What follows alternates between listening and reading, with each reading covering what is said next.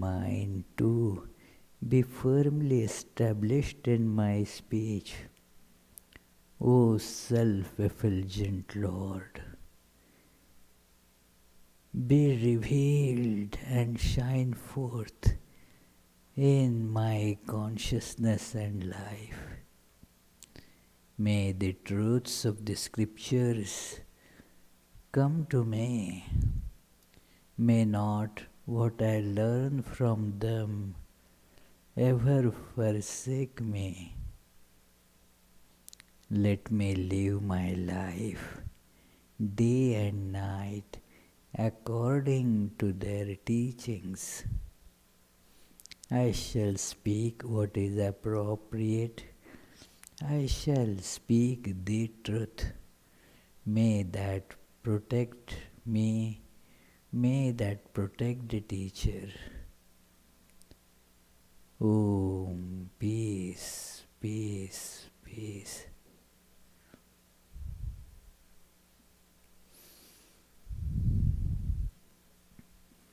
Let us feel the center of our consciousness, the seat of our I, awareness of I. Let us feel that in our heart.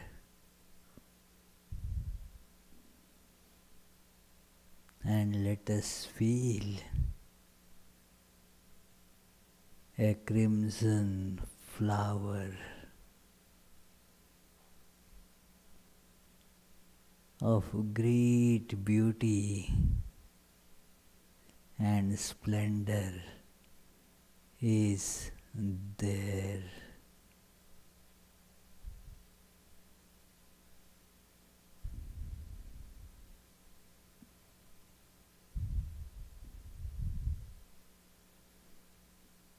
And let us feel Sri Ramakrishna, the embodiment of existence, knowledge, bliss, is seated on it.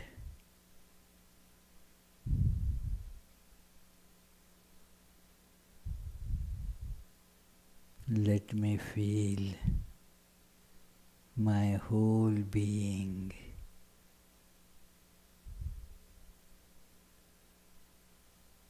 is pervaded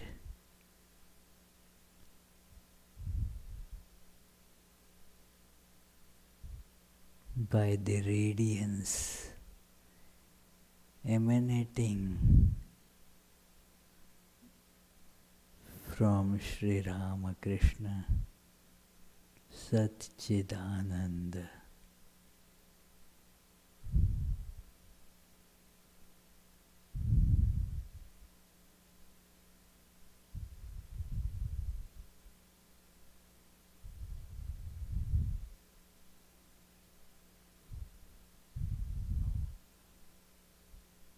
That is the soul of my soul.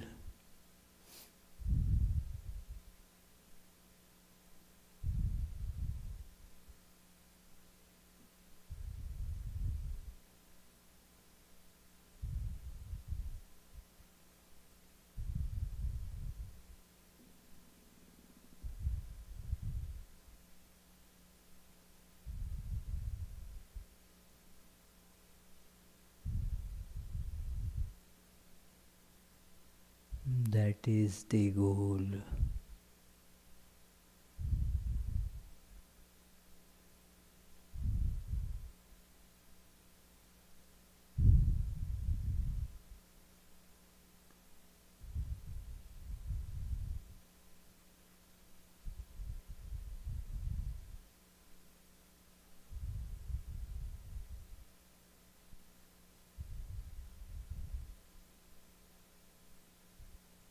That is our true identity.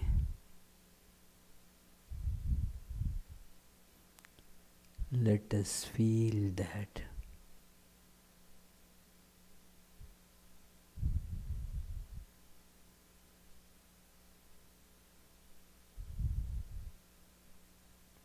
I am not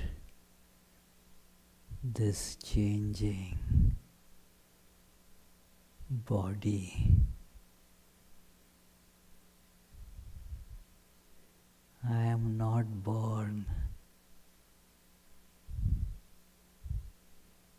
I have no age, no gender, no death.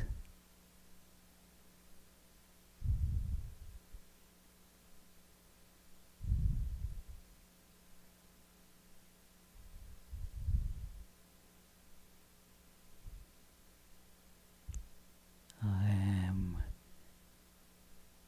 existence, consciousness, bliss itself. Om, peace, peace, peace.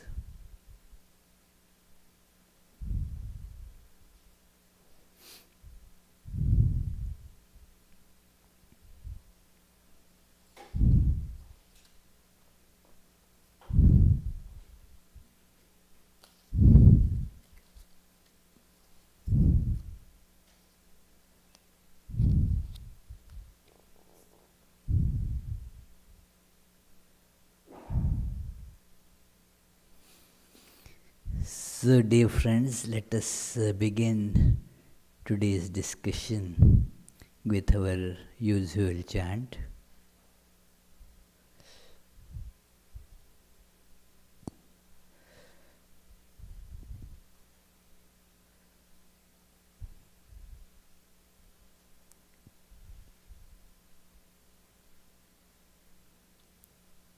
Om Tava Kathamritam Tapta Jivanam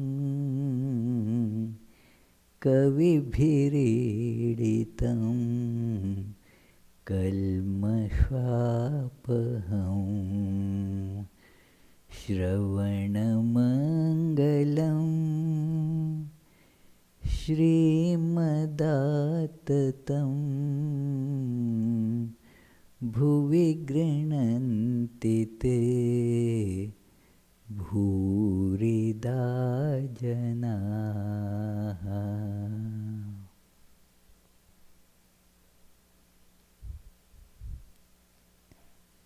We were reading this chapter. Sri Ramakrishna goes on pilgrimage as a guru. Not that he was thinking, I am guru and I will go on pilgrimage, but how the idea is how his teachership manifested and got blossomed when he went on to the pilgrimage. And we were here on page 602, and let's start reading. The master's spiritual ideas were first spread by the aspirants of the different religious denominations of India. We have already narrated that whenever the master was perfected in a particular spiritual attitude, the aspirants of that attitude come to him spontaneously, saw in him their supreme ideal, received spiritual help from him, and left. In addition, at the request of Mathur and his devout wife Jagadamba, the master made a pilgrimage to Vrindavan. There is no scarcity of monks and devotees in holy places like Varanasi and Vrindavan. In those places, some well-known spiritual aspirants met the master and were blessed by him in his aspect as a guru. We have not imagined this. The Master himself told us some stories in this connection that need to be recorded here. We had read this part last time, that it is the spiritual aspirants of various different sects came to Dakshineshwar and met Sri Ramakrishna and then left. But while leaving, they carried that flame with them. It is that like the Olympic flame is taken into all different countries, from the one flame, then they take many the flames, and then it is taken everywhere. So it is they from Sri Ramakrishna, they lighted their own spiritual awareness, became the source of secondary illumination, as it were. So it is, we see this, that from one lamp you light so many other candles, other lamps, and thus the illumination spreads. So exactly in that manner, as the aspirants came to Sri Ramakrishna, got their own lives fulfilled, and then carried that fulfillment all over. We must remember here that the advent of an incarnation of God is for the spread of the true religion and illumine the lives of people through that. That is why the incarnation, the God becomes man, so that as we saw what Jesus says, I am the goal, I am the way, to bring forth the understanding of goal to us, because we are kind of lost without a purpose in life. It's a rudderless ship, as it were, just pushed away by various different winds.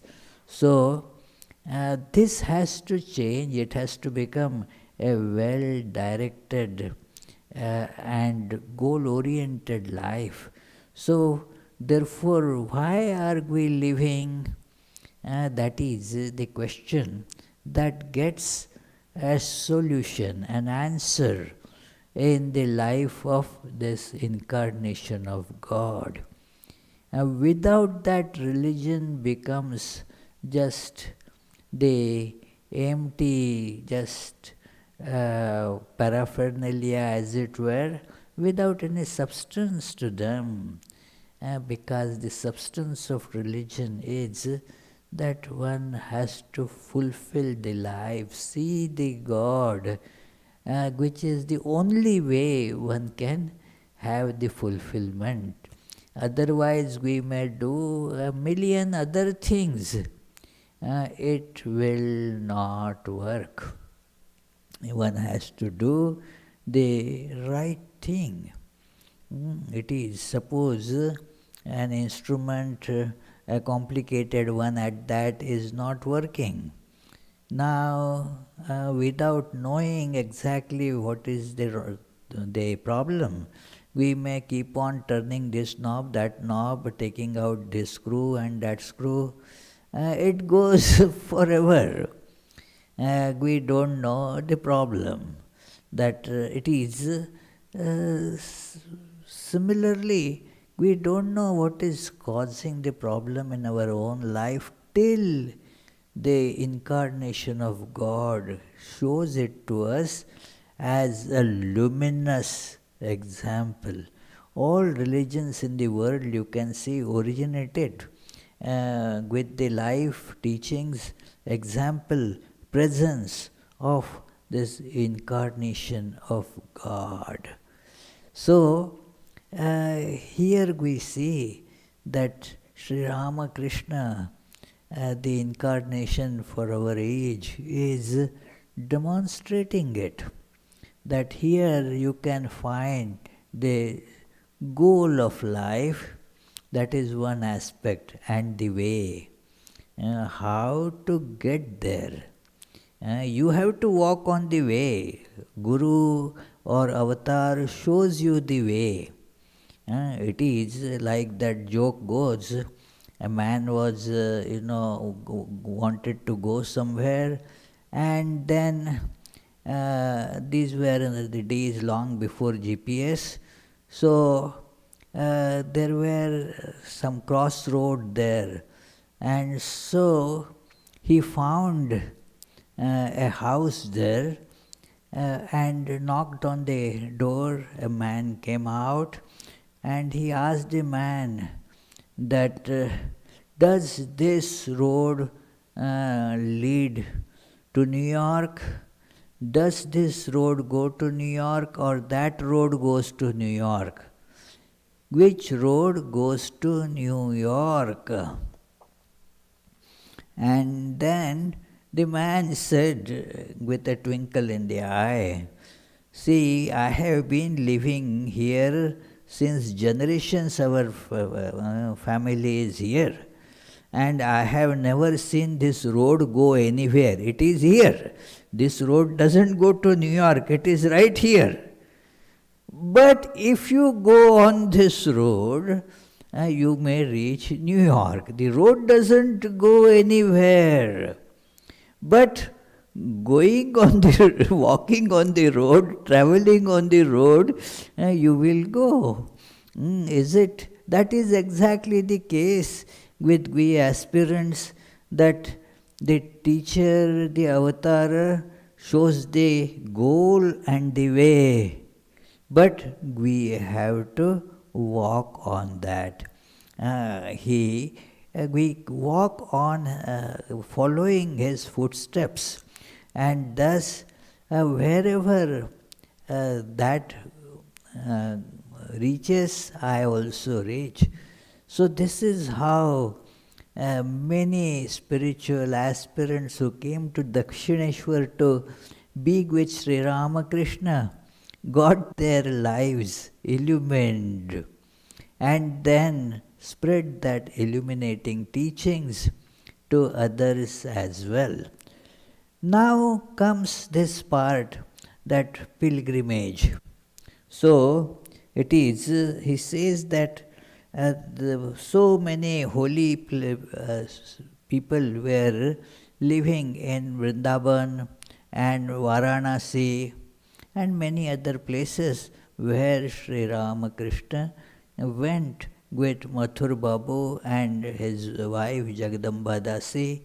They requested Sri Ramakrishna to accompany them. And then he is now quoting from what Master told.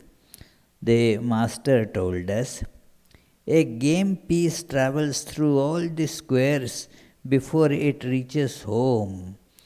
Similarly, it is only when one experiences all conditions, from that of a sweeper to that of an emperor, and is convinced of their worthlessness by seeing, hearing, and enjoying them for oneself, that one can reach the state of Paramahamsa and become a true knower of Brahman. In so many different births, one has accumulated different experiences, and then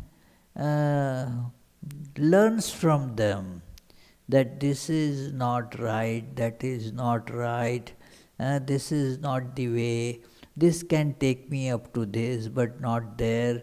And thus you learn from all these a variety of such experiences.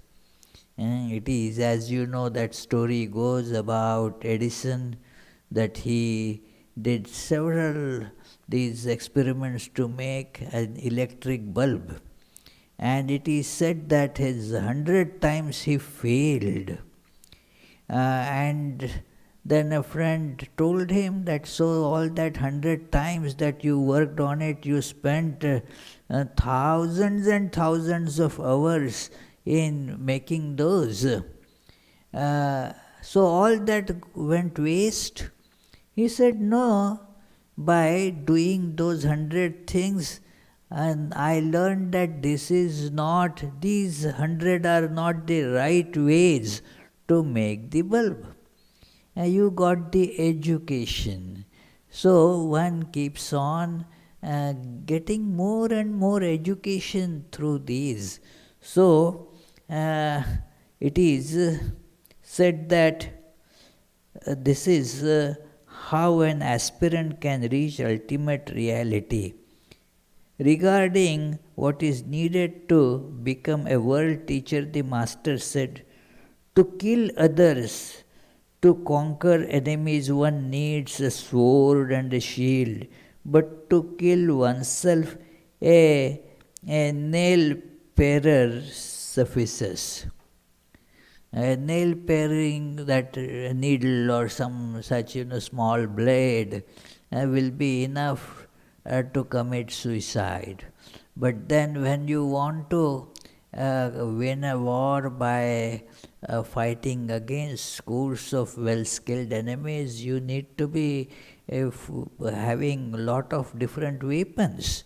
So it is thus to get illumined oneself, some that much understanding and experience could be enough.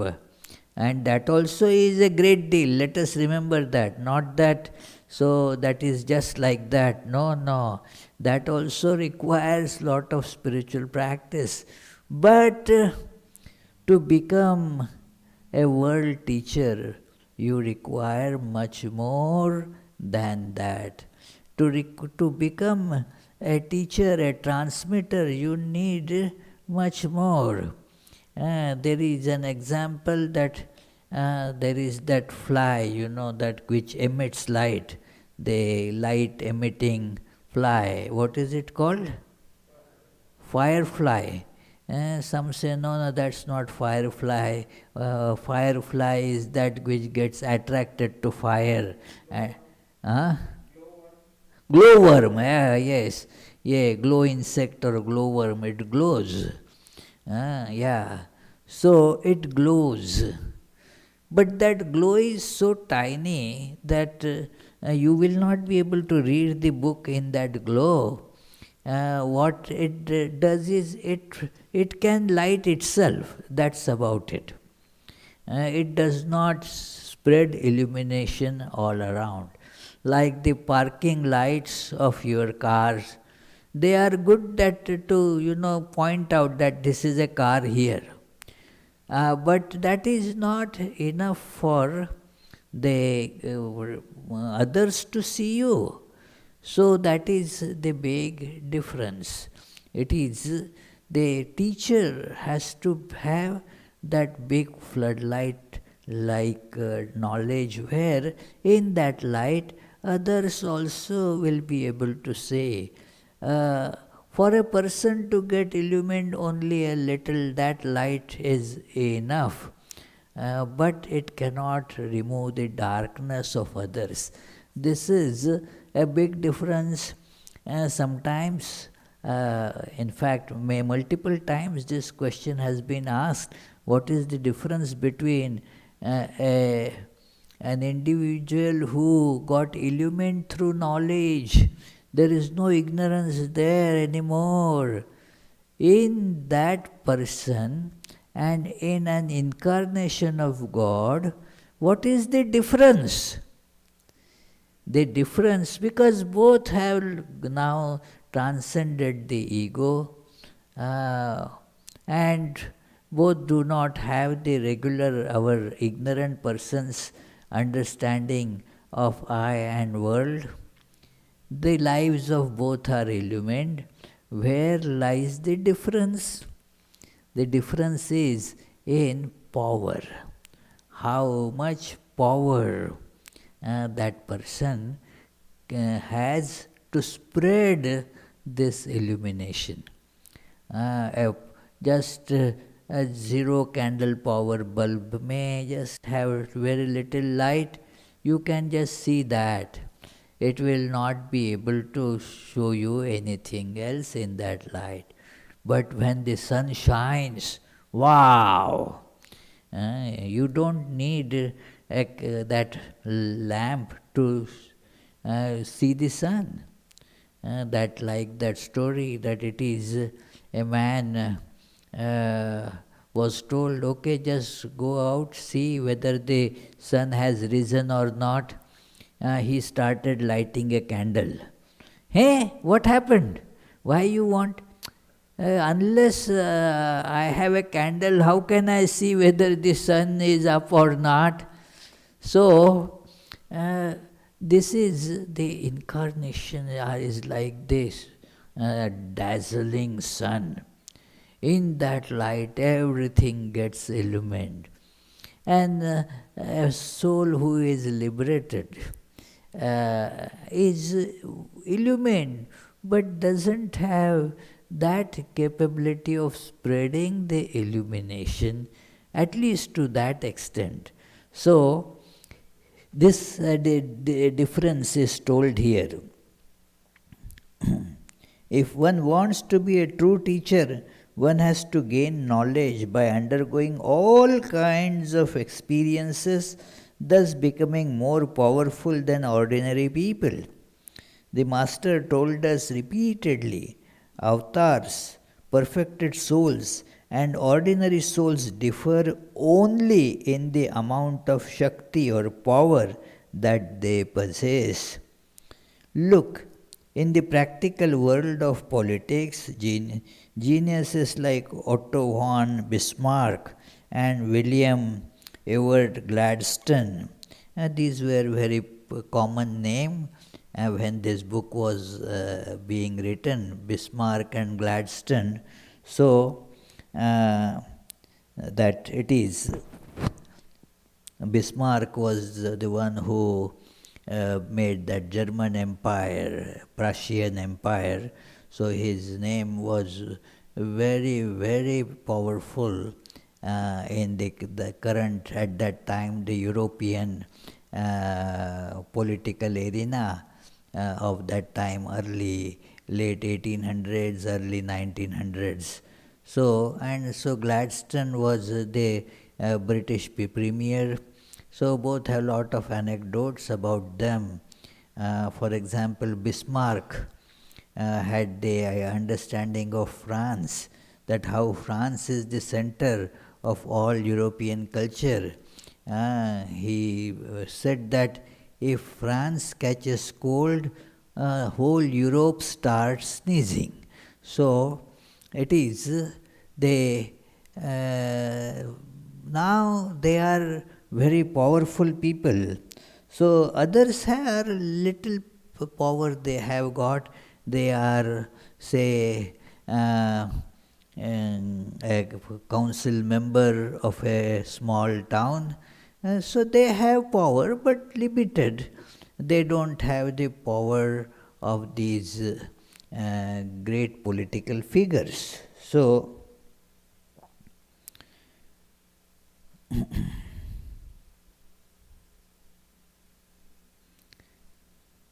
they have to keep in mind the entire history of their countries, past and present, and in addition develop the power to see the future more deeply than ordinary people can.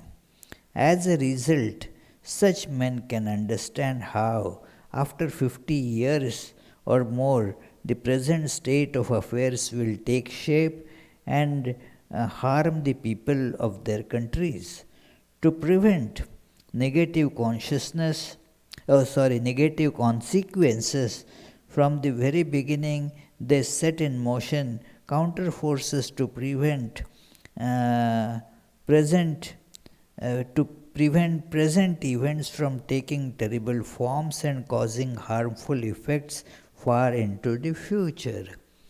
So this is how they have to harness the resources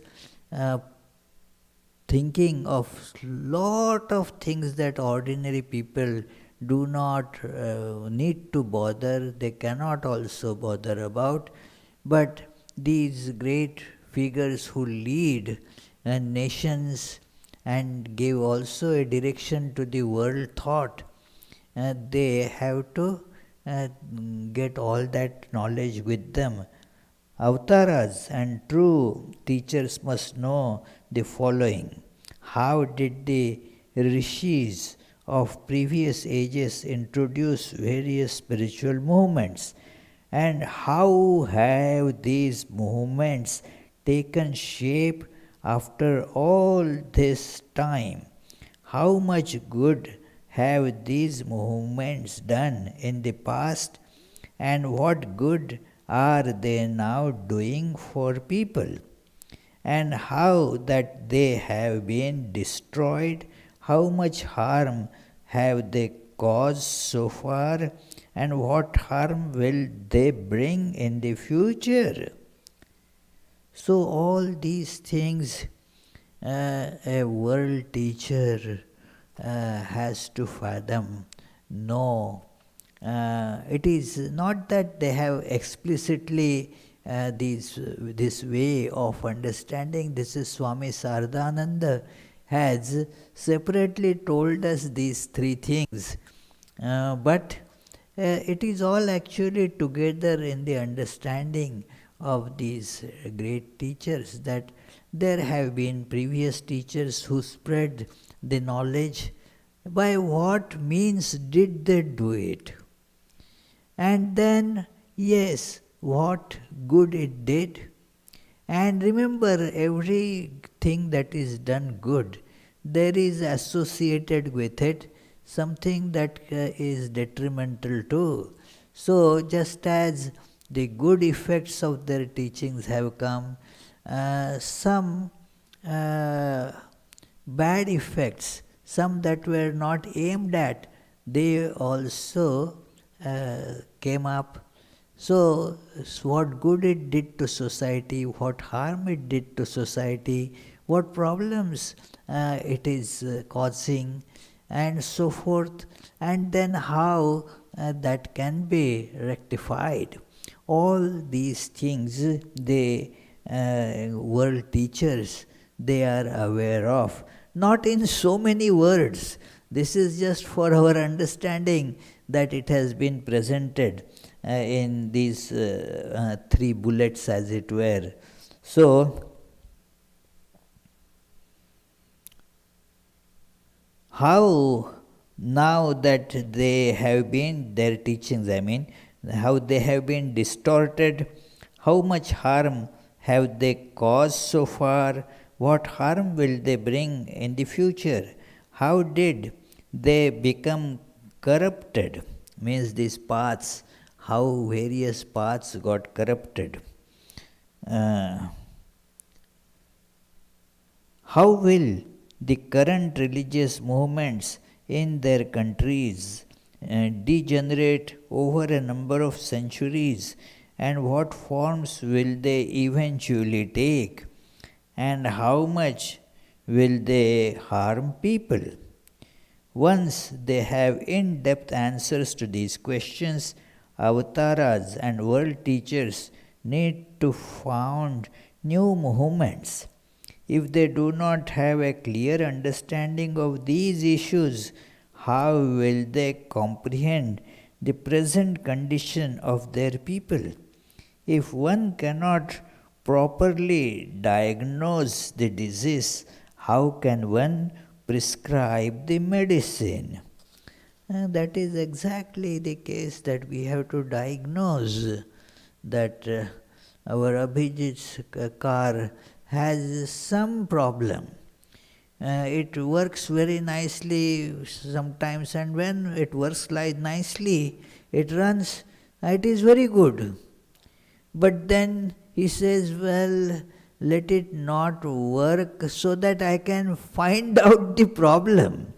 When it is running fine, he cannot diagnose the problem. And when it is not running, then alone he can do it. there are so many difficulties in such, endeavors they come. But the idea is like this, that you study, intuitively you try to see what problems were caused and how where lies the root cause of it, and then try to remedy that. So, thus acquiring the power necessary to prescribe that medicine, the great teachers must encounter different situations in the world and gain more experience than ordinary people. Ordinary people don't need it. The regular people do not need all those things. It is, and it is not that one will decide, okay, I want to become an avatara. So let me do all that. It doesn't happen like that. It is not that an apple tree would think, okay, let me become a coconut tree. It is not given to that. So, avatars, they do it, doesn't, the other people, they have neither capability nor need to do that. So, one does not just by thinking, let me become an incarnation of God, you don't become like that. It is, yes, many have this funny idea that let me become a monk in the Ramakrishna order. Why you want to become monk? I want to preach the Vedanta to the whole world. I will become a great orator like Swami Vivekananda. Just as Swami Vivekananda through his orations shook the world, I also want to do like that. It is so many are there. I am not joking. I met quite a few like that. That they actually stand in front of the mirror, put on the turban like Vivekananda, and it is good to make a stage show possible, but nothing beyond that. So it is, we don't need it, that's all. It is, we need to illumine our lives, remove this ego, and then you and Vivekananda, you and Sri Ramakrishna, you are intrinsically one.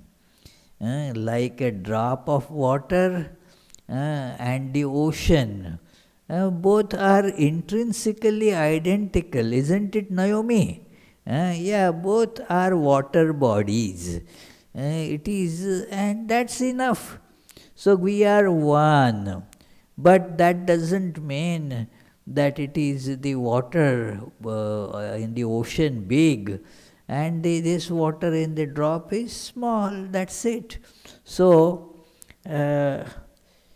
consider the various situations that the master had faced in his life. So, born into a poor family, he had to struggle against dire poverty during his childhood. In his youth, he accepted the job of a priest in the Kali temple and suffered the dishonor of serving a rich person. When he lost control of himself during his sadhana, he had to endure his relatives' scoldings, humiliating words, and laments, as well as the indifference and pity of people who considered him mad. When Mathur, inspired by his love and respect for the master, began to honor him and provide him with luxuries and comfort, he had to absorb that too. This is all absorption, that there's such dire situation of poverty and also ridicule by people, disrespect, and that condescending attitude of people, he had to take it. Also, he had to also absorb lot of honor. Absorb means that one should not lose one's head in either of these. Take it with equanimity. Will be ridicule hurled at you, and there will be praises sung for you. One should remain calm in that. That is what the incarnation has to do. When Mathur, inspired by his love and respect for the Master, began to honor him, so that honor also one has to digest. It is the description given by the great sage Tulsidasa about Rama. Prasannatam yanagatabhishekatah tathana mamlau vanavasa dukkhatah Mukhambuja Shri Raghunandanasya me Sadastu sa Manjula Mangala Prada. That when he was told that you will be coronated as the prince tomorrow, he didn't have any big elation about it. Okay, well, it has to happen someday, that's okay. And then actually what was told? No coronation. You are not going to become king. And not only that, you have to go and dwell in a far off forest somewhere. It is. So see what just so much of difference in life. An ordinary man would get shattered by this. It is both the different experiences of this such polarity can cause a big problem. It is like that story of the doctor goes, a heart specialist, one of his patients, he won a lottery of $5 million. Now he was a heart patient, so his wife didn't let him know, that first told the doctor that it is this has happened. Doctor said, oh, don't tell, his heart will just fail. He will get a heart attack. I will break him slowly to him. And then he came and just started asking, hey Tommy, how are you doing today? Okay, yes, improve. Yes, you will have to take some of these exercises and take these medicines regularly, and then don't do these things, and then just ask, as if casually, suppose you get $5 million, what you will do with that? This man knew that he hasn't got $5 million, so he casually told the doctor, hey, Jim, I will give you half of it. And this Jim had a big heart attack and died there. Because he could not handle, he knew that it is really the money is there. The patient didn't know that there is really the money, it was just a possibility. That is not even counted as having been there. But this Jim doctor knew that, hey, that's how I will be getting so much money, and couldn't handle that. So this is how the incarnation of God, you say, how is worshipped as God, imagine. And then at the next moment is ridiculed as an insane person, becomes an object of pity. And at the next moment, immediately, the great scholars and spiritual aspirant prostrate before him and start singing hymns to glorify. See how much difference that swing is there, and yet this person has to remain calm in the midst of that. So, it is said, on one hand, his supreme devotion drove him to perform extraordinary austerities for God realization and awoke his transcendental and subtle yogic vision. On the other, his varied experiences in the world gave him perfect understanding of the mental conditions of all types of people. He also learned how to deal with people tactfully and how to emphasize with both, empathize with both their happiness and their misery. To, yes, get connected, become, empathy, that feeling of connectedness, whether people are in joy or in suffering. So, it is evident that the master's authority as a guru developed by means of those internal and external situations becoming more apparent every day. Pilgrimage undoubtedly caused the master's power as a guru to manifest itself.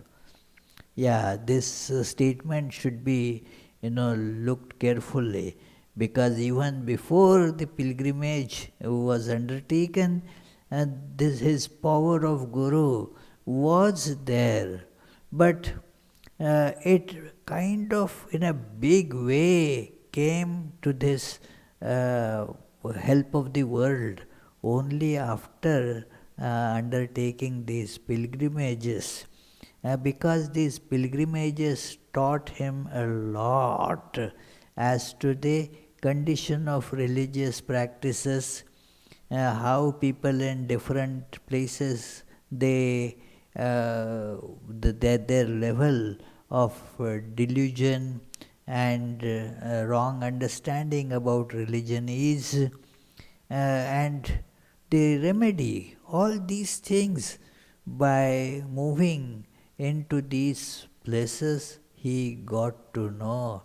Moreover, he goes to those pilgrimage places, and because of his presence there, those places again acquire the glory of being a place of pilgrimage.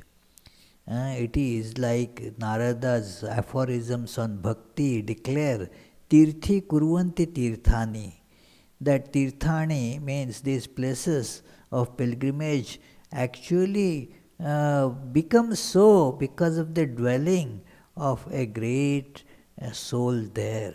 So to enhance the already existing spiritual glory at that place, Sri Ramakrishna's pilgrimages did help a lot. So,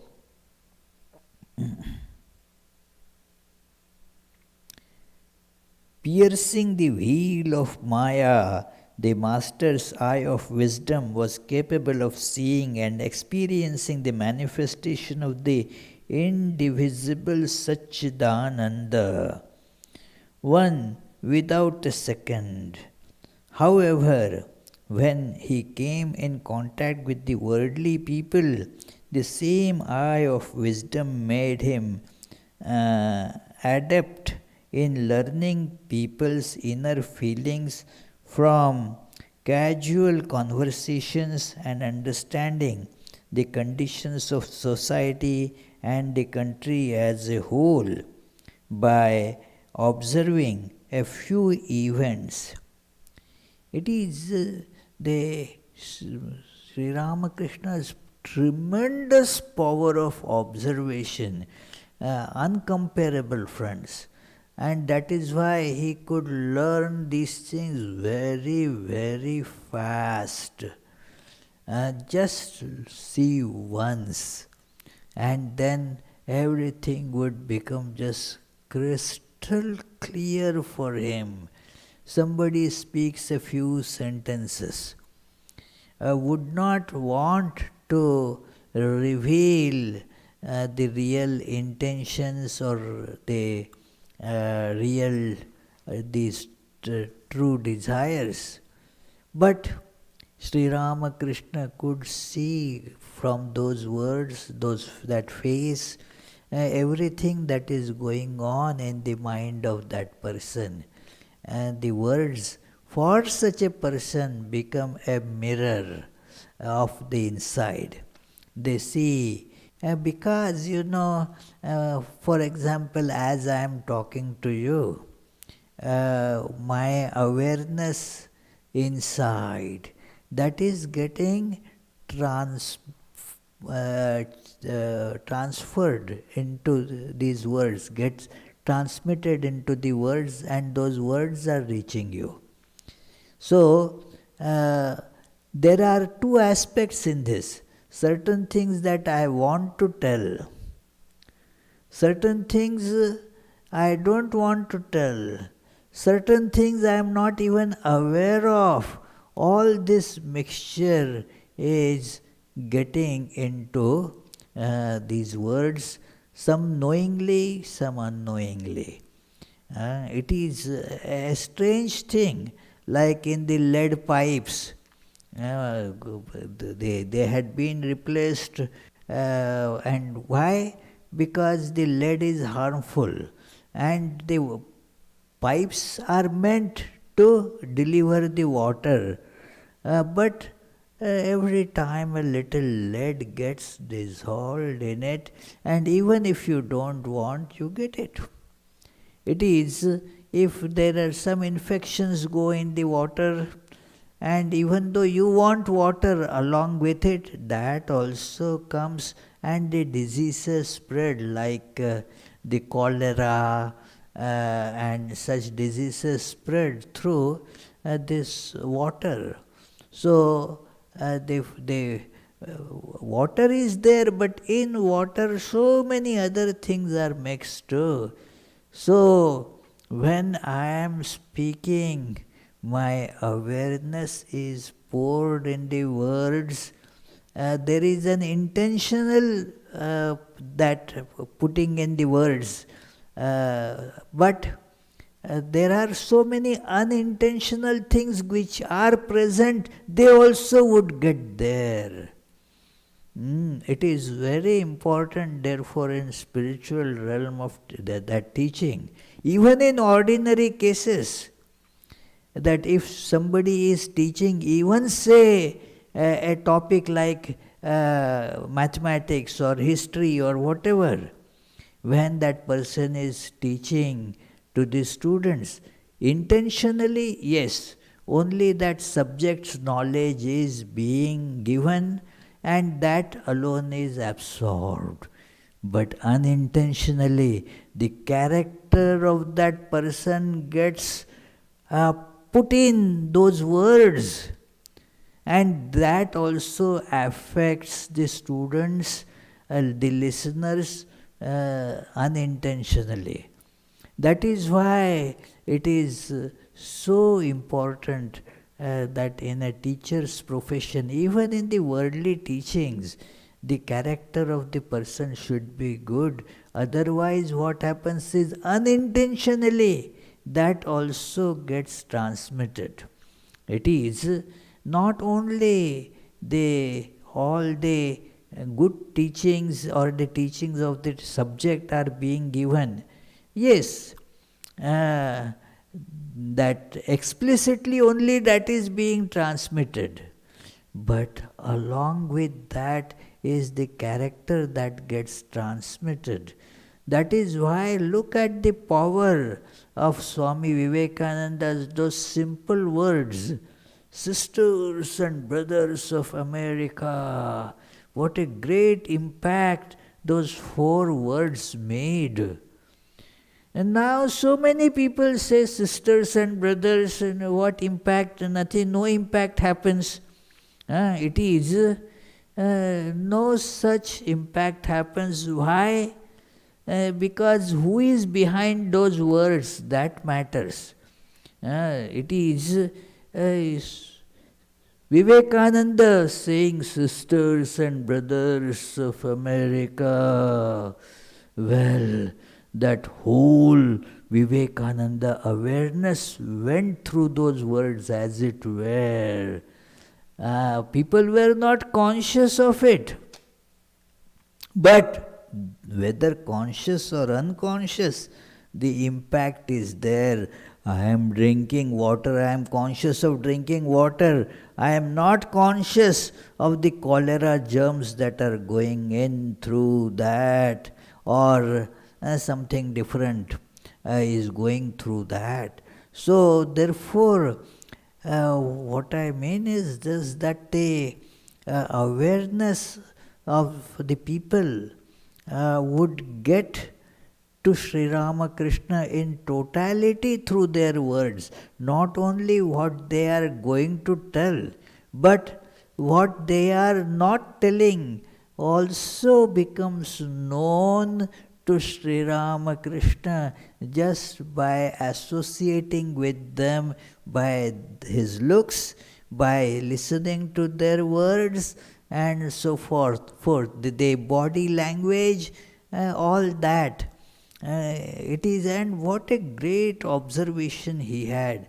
So that is how during the pilgrimage he got to learn so many things that became apparent later as his teachership further blossomed, further manifested.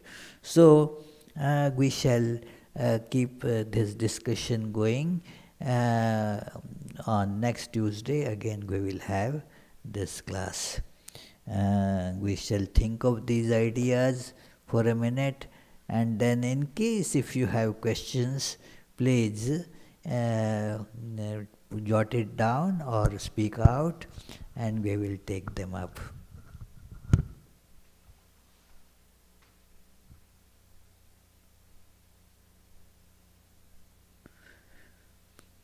Yes, please. Is there a question? Yeah, there's a web question from Charlie.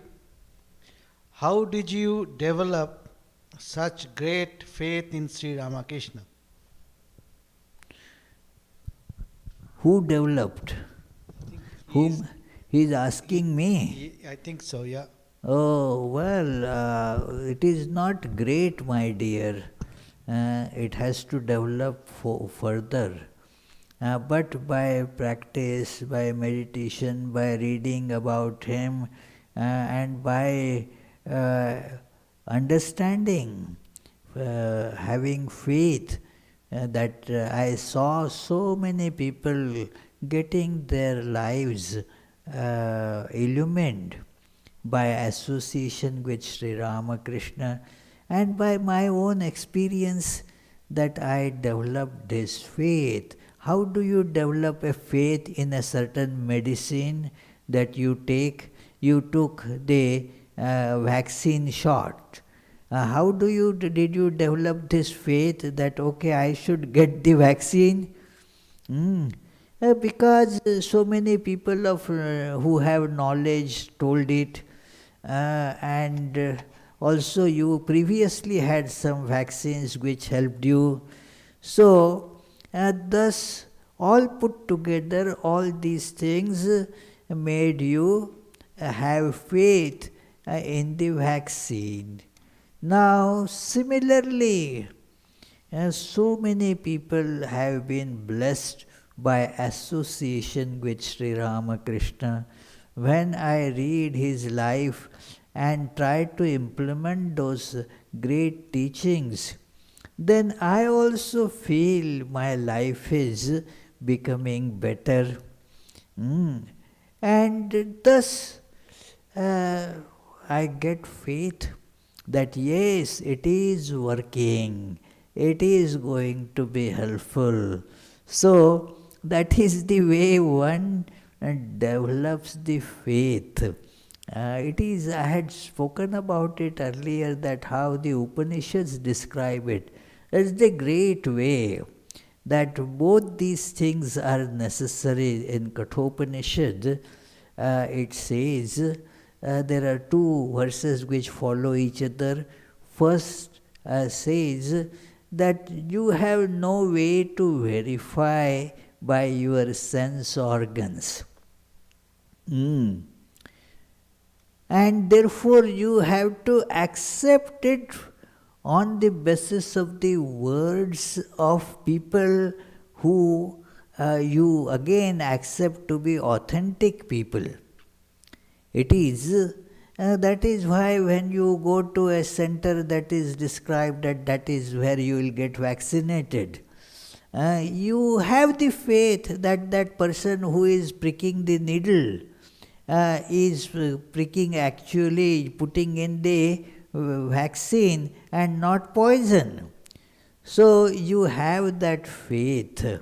So asti iti bruvato nyatra katham tat upalabhyate. Very beautiful question is asked there in that verse, that without believing them, do you have any other alternative? You have no alternative but to believe in their words, that this is the place that is distributing vaccine and this is going to be pricked in my arm and so forth. It is so. Similarly, you believe, do it, follow it, and then what happens? You experience the impact of it. Yes, you see that you do not get bothered by the disease, and so you develop a faith in it. So, asti te upalabdhasya tattva bhava prasidati. Both these verses are really such a great help in seeing that necessity of faith, that there is no other way. You have faith on GPS when you go somewhere. It is like that. And if what other alternative you have?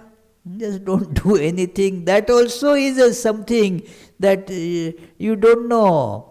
It is, you are taking your words for it. So faith, you take it on the authority of somebody, and then by implementing, you see the effect yourself. That is how one develops faith in Sri Ramakrishna. When I first read, I didn't have much of a faith as such. But why will people write all wrong things? Then I met Swamis who were leading their lives in the light of life of Sri Ramakrishna, in the light of his teachings. And then these are not stupid people. They are very brilliant, highly educated, and also very intelligent. They are following and they are experiencing the benefit of it. They are also saying, if I don't want to believe, well, it is my loss. See, if you don't believe in Sri Ramakrishna, it is not Sri Ramakrishna who is going to be put to loss. It is I who am being put to loss by that. So, thus I saw that must be true. Must be true. Let me also get vaccinated by the name of Sri Ramakrishna. And thus, the experience then you see for yourself how your life starts getting better and better. So that is how one develops faith in Sri Ramakrishna or in anything basically. There is a question from Shapna Ray. Maharaj, is this the active and passive transmission from Guru? That is true, yes, active and passive. That's a very good way of putting active and passive. That when Guru tells something, the words are there, and that you actively listen and try to follow. But something has been communicated that is beyond words, that you did not catch through the words. But then, in an imperceptible way, it has entered you. In fact, most of the teachings from a guru in this realm, because obviously there is very little that word can express in the realm of spiritual wisdom. And so most of the teachings are imparted not actively but passively. So it is both this learning has to go in, yes. That's all. So let us conclude with the closing prayers.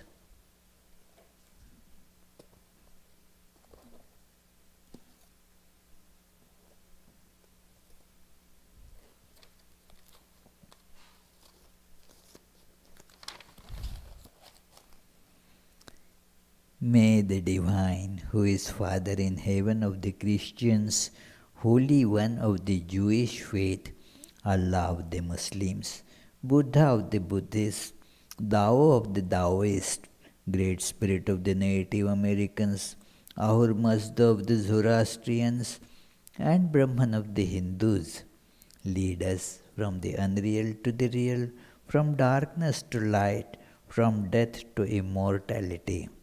May the all-loving being manifest himself unto us and grant us abiding understanding and all-consuming divine love. Peace, peace, peace be unto all.